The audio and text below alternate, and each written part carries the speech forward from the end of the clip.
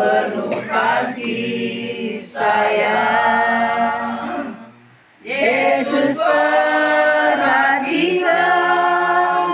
yang tetesan air mata.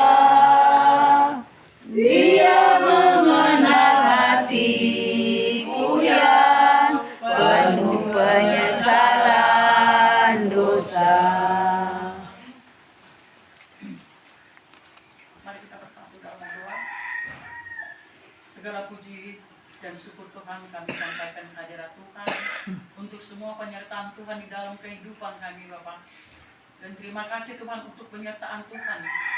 Kami boleh datang dari rumah kami masing-masing, boleh berkumpul di rumah saudara kami di rumahnya.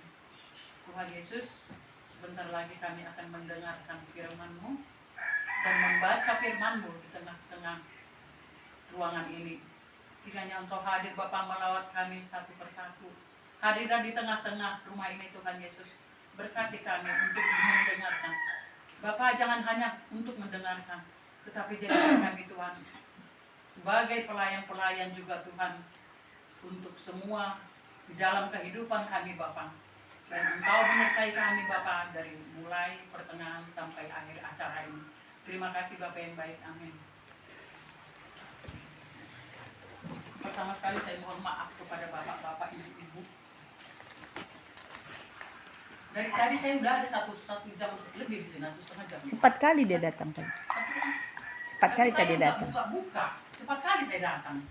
Rupanya ayo kita mulai kata Sony. Tinggal Pak catatanku apa yang mau ku ceritakan di sini. Apa yang mau ku artikan di dalam. Mau pulang udah nggak mungkin lagi karena barusan saya tahu. Sampai semua saya apa ini berpikir nggak ada. Itulah mungkin karena sudah lansia ya, tapi mohon maaf saya sebesar-besarnya saya akan coba hanya untuk membacakan firman ini bapak-bapak, ibu-ibu. Dalam hal ini saya mohon maaf.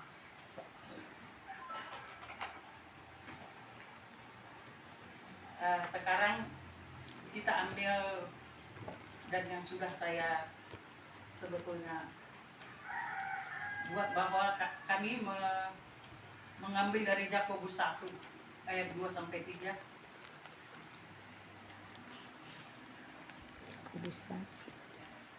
Ayat 2 sampai 3 demikian katanya di sana. Salam dari Yakobus, hamba Allah dan Tuhan Yesus Kristus, kepada ke-12 suku di perantauan. Iman dan hikmat. Ayat 2. Saudara-saudaraku, anggaplah sebagai suatu kebahagiaan apabila kamu jatuh ke dalam berbagai pencobaan. Sebab kamu tahu bahwa ujian terhadap imanmu itu menghasilkan ketekunan.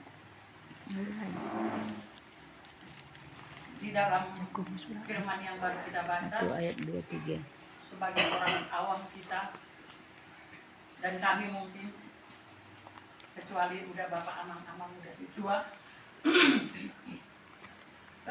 mendengar firman ini kita akan bilang bagaimana sih dibilang bahagia sementara kita menderita di dalam banyak-banyak penderitaan cobaan katanya, tapi itu adalah suatu kebahagiaan itu karena kita menurut firman Tuhan ya. Menjadi seorang Kristen bukanlah satu hal yang mudah atau satu hal yang gampang, tidak ada masalah. Malah sangat banyak cobaan-cobaan yang kita alami. Agar apa? Agar kita boleh di situ kelihatan kalau banyak percobaan kepada kita, tahankah kita? Bisakah kita menahan cobaan itu? Nah, Tuhan izinkan kita untuk mengalami cobaan tersebut supaya apa? Tuhan hanya ingin melihat sampai di mana iman kita. Belokkah kita? Kalau ada cobaan kepada kita, mampukah kita atau kitakah orangnya yang mau langsung untuk bilang mohon tolong kepada Tuhan? Atau saat datang pencobaan tersebut, apakah kita tidak pergi ke tempat seseorang menanyakan, mana aku ini, begini.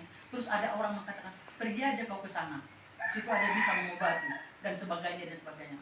Tapi Tuhan mengatakan dari dalam firman ini, kita harus kuat, kita harus serahkan semua, kita harus memang hanya mengandalkan Tuhan, ya, hanya mengandalkan Tuhan. Kalau kita mendapat cobaan, mari kita bawa kepada Tuhan, karena Tuhan senantiasa siap memberikan kekuatan kepada kita di dalam percobaan tersebut. Karena apa? Adanya pencobaan itu bukanlah suatu kebetulan datang kepada diri kita, maupun penyakit atau masalah yang lain, atau tentang anak kita, atau tentang ekonomi kita yang terseret. Bukan itu datang secara kebetulan, tapi itu diizinkan Tuhan kita alami. Tuhan ingin melihat sampai di mana iman kita. Tentang iman ini, seseorang ada yang hidupnya dia rasanya, wah, kok banyak kali cobaan sama aku. Kenapa seperti ini? Karena begitu banyaknya cobaan yang datang sama dia atau sama seseorang, bisa kadang-kadang dia jadi tidak ingat lagi sama Tuhan. Nggak ada gunanya rupanya ke gereja, tidak ada gunanya baca Alkitab. Mestinya gini-gini aja hidupku. Habis sakit, ini lagi anakku begini. Banyaklah cobaan-cobaan yang dia alami, sehingga dia meninggalkan Tuhan. Dia diajak orang, ayo ke gereja. Nggak usah. Itulah yang tidak mempunyai iman. Tetapi ada seseorang yang sampai bagaimanapun yang dirasakannya, masalah yang dihadapinya, selalu mengandalkan Tuhan. Malah terus berdoa dan berdoa. Di dalam doanya, dia dekat dengan Tuhan. Dia percaya Tuhan akan mampu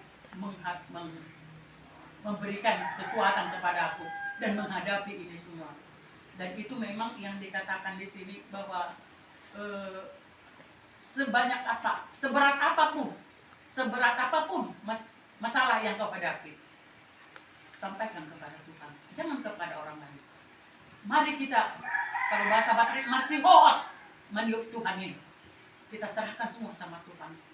Berikan kekuatan kepada aku, Tuhan. Aku tahu Engkau sanggup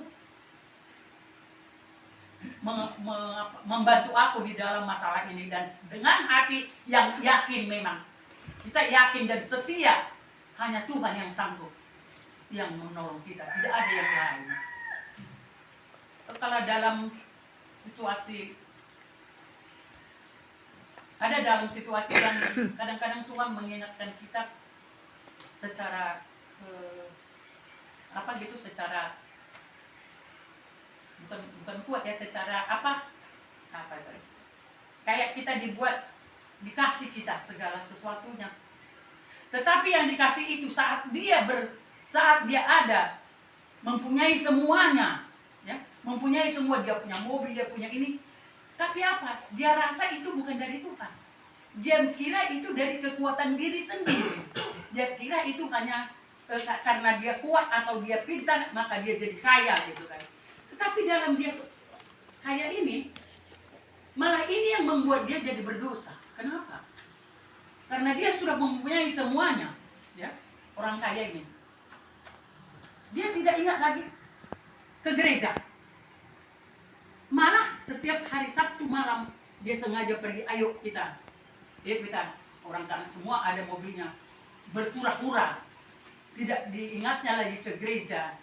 Karena apa? Karena dia merasa bahwa itu semua adalah dari dirinya sendiri. Nah, disitulah orang sudah berdosa. Karena apapun yang kita miliki, apapun yang kita punya di dunia ini, itu semuanya berkat yang kita terima.